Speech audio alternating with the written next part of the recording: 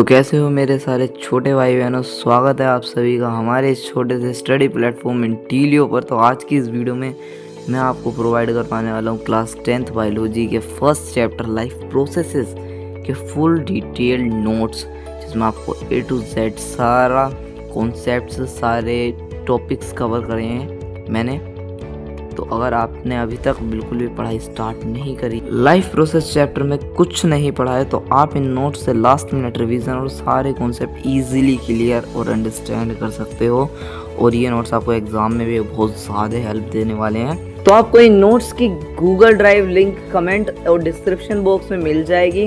तो अब आप नोट्स को देखो, लेकिन उससे पहले चैनल को सब्सक्राइब, वीडियो को लाइक ध्यान से कर दो, मतलब अभी कर दो भाई प्लीज़। बहुत मेहनत से नोट्स बनते हैं, मतलब तुम बनाते ही होगे वैसे तो, लेकिन फिर भी मतलब कर दो भाई। चैनल को सब्सक्राइब और वीडियो को लाइक, ठीक है। तो देखो